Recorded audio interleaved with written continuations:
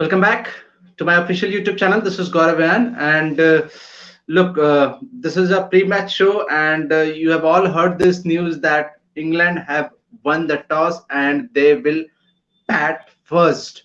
So I have been joined by one of my Australian mate who will be discussing about this what you call it the toss update, how big a series this gonna be, and obviously we will discuss about this playing 11. Lucas, welcome back to my show, mate. Yeah, welcome back. Thank you for having me. Pleasure to be here as always. So the luck with the toss has gone against Virat Kohli again. So it's nothing new that Virat Kohli has lost the toss. Only when he's against Tim Payne. Oh He seems to win. man. He seems to win coin tosses in against Tim Payne, but no, he doesn't. He doesn't win a lot of tosses much, does he? Just Yeah, a thing that that's the doesn't go his problem. way. Maybe he should he Actually, should he should just stick to the heads. That's it. Heads. Just stick with that. yeah, it doesn't matter. Doesn't matter. Whenever he calls heads, it comes tail, and whenever he calls tails, it automatically comes whatever. Let it be. Forget about that. And what is the big advantage now for England? They have won this big toss on the first game itself, and obviously, you know that the batting last would be a difficult on the any wicket once you will be chasing on the fourth or fifth day maybe. So how is the bigger advantage for England right now once they have won this toss right now? Well, they've won the toss and they've batted, so it tells you that it's a good pitch. If it was Yeah, anything but that, if it was a green top, if it was bowling conditions, obviously they would have bowled it is first. still green top So, right now. It is still a green top yep. right now. But Um, Michael Holding I has think, said in the Michael Holding has already told in the what do you call it in the pitch report that it is good for batting, and if I am a bowler I will enjoy, and obviously he said if I am the captain I will bat first on this wicket. yeah, just because there's grass on the pitch doesn't mean you should bowl. Uh, you need to take advantage of that grass on that pitch. You can't Yeah, just assume that, oh well, it's grass. It's going to seem, it's going to seem all over the place. West Indies travelled down to New Zealand, and they had a couple of times where yeah, they bowled first, and they did not take advantage of that green pitch. They bowled too wide, too short. Now it's up to India to bowl in those right areas. They need to bowl the pitch up further. They need to bowl it okay, fuller. Now this is the problem with England pitch in Australia.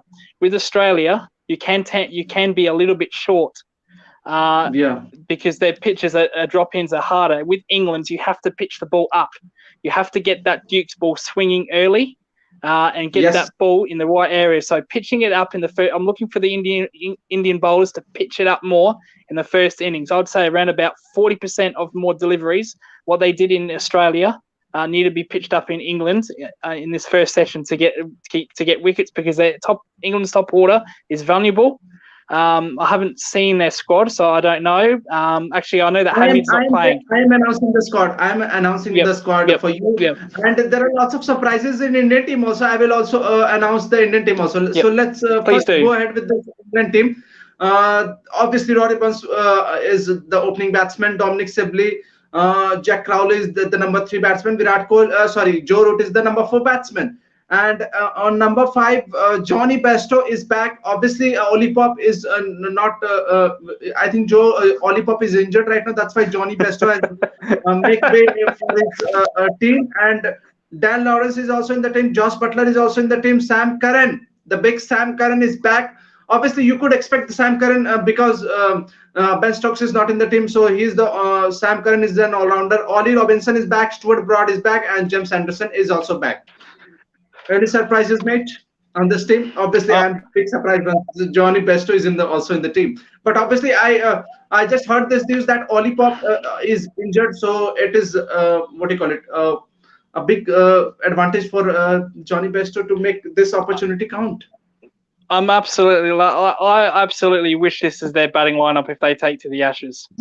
If this is what they're going to bring to the Ashes, we might as well not. We might as well send out a B squad. We might as well send in debuts left, right, and centre. But the captain still How, remains the same, Poon Payne. Tim Payne. Yeah, knowing Tim Payne, he might bottle it. I cannot believe the player that's in form for England making runs is Hamid. I cannot believe that. That's unbelievable. He made that 100 in that game against Yeah, India the practice in the game. in practice game, and he's not even in their squad. They've picked Crawley, they've picked Bairstow. Bairstow is a specialist batsman. You got to be Jack kidding Crowley me. is batting at number 3, mate. Jack Crowley is batting at Yep, number 3. yep. Jack Court, and they've picked with Dom Sibley, who everybody raves about. He's done domestically, but he has not done anything internationally.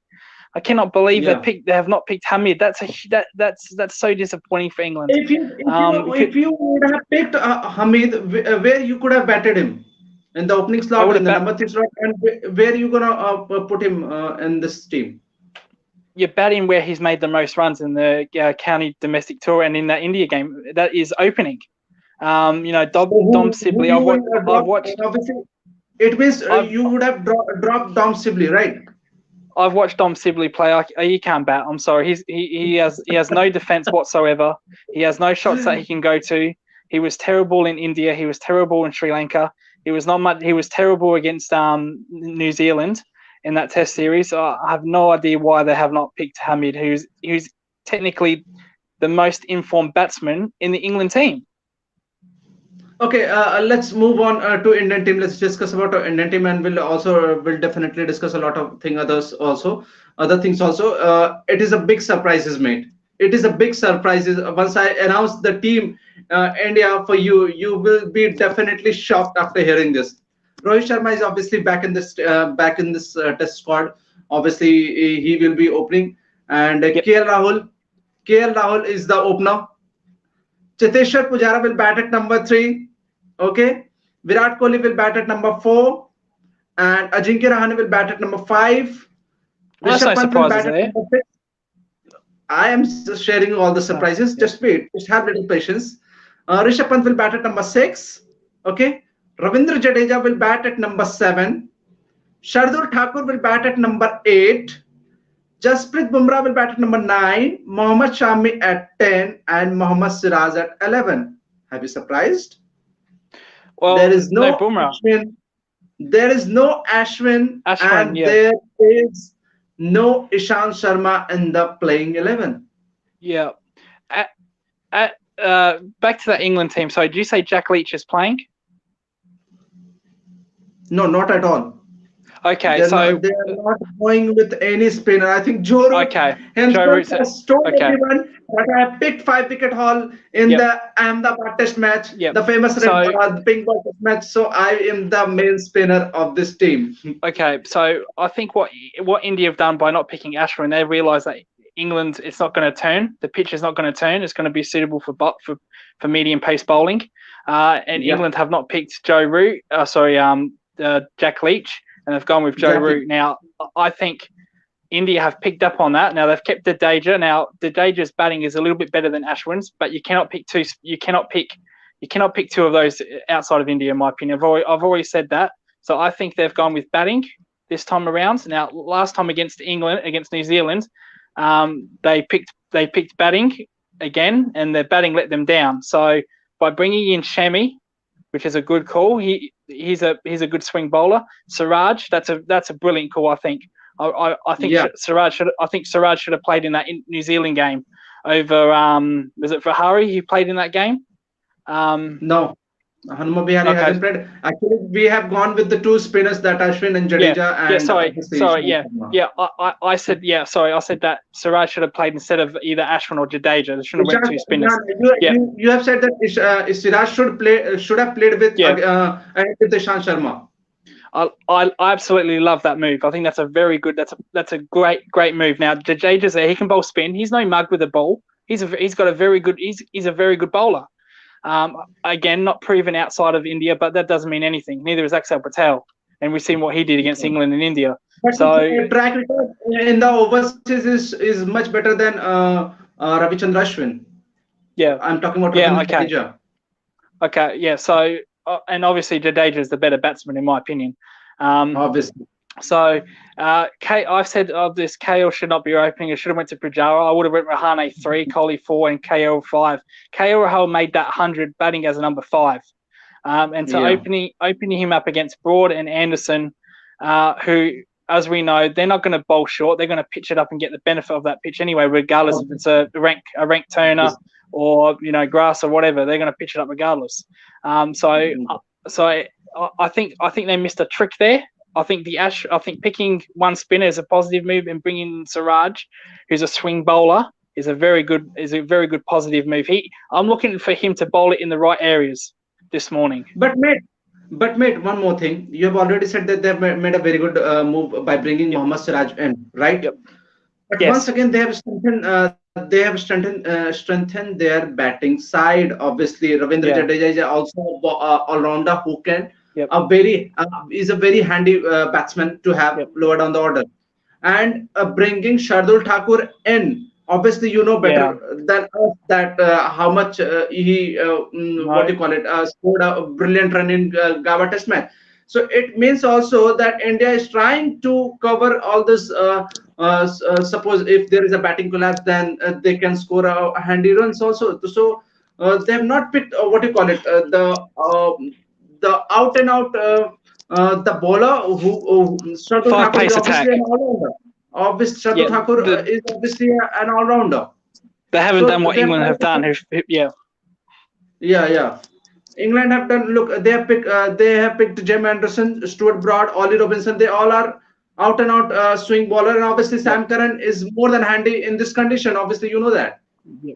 Absolutely. I try not to bring up Thakur's innings because it brings me pain, that innings. I had to sit there and watch that innings. But he's batting that inning in the Gaba. Yeah, his batting that day was absolutely brilliant. But again, I would have went with Ishant Sharma over him. I would have gone with the four pace attack. Now that didn't the four paces. They didn't do that in New Zealand, which they should have. They should have picked Siraj as the extra bowler. That could have been the difference. So.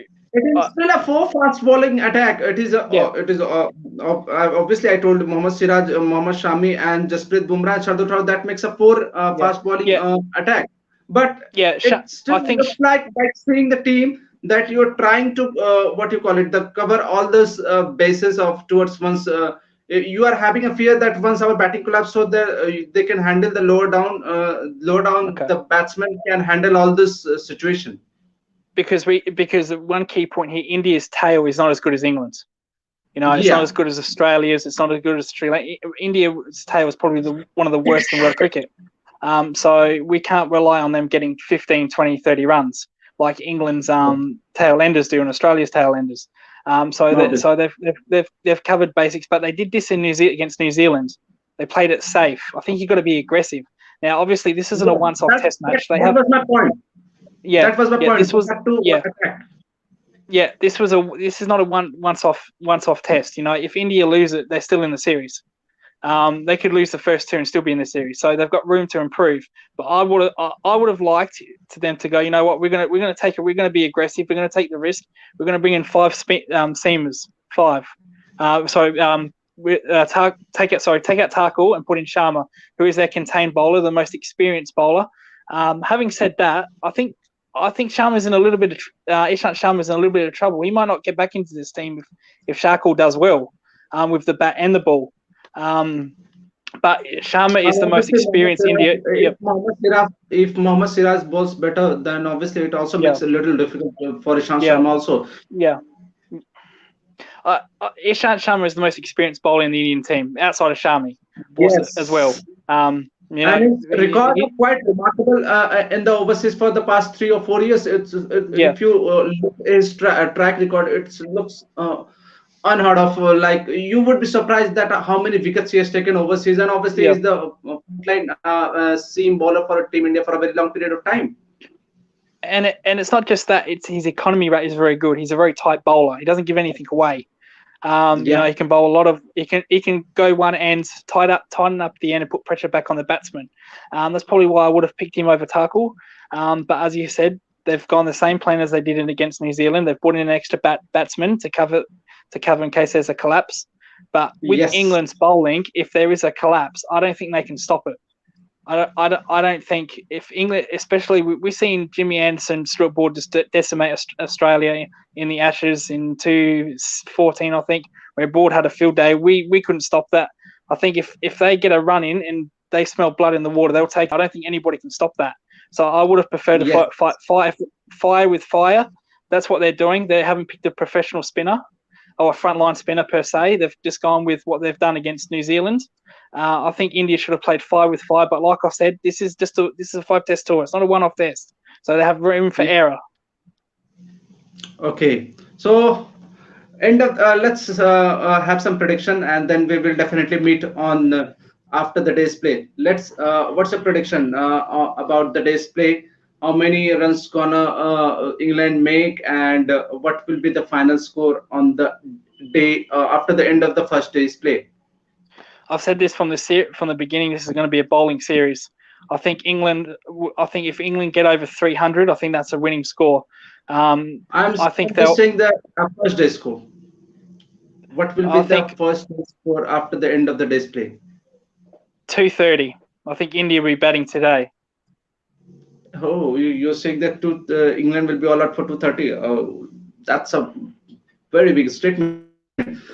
So we will meet on the after the day's play, and it's time to wrap the show. Thank you, Lucas, for joining for a short period of time. It was a lovely chatting with you. We'll meet after. So it's time to wrap the show, guys. We'll meet after the end of the day's play, and we'll try to discuss what happened in the entire day. Till then, do like the video, subscribe it, and hit the bell icon, guys, for the latest update on the cricket. Lucas, just say everyone to like and subscribe. Yeah, like and subscribe the video, share to your friends, share on Facebook, Twitter, Instagram, whatever your social media is, and subscribe. Till then, we'll meet in the night. Bye, guys. Bye, Lucas. Bye. Peace.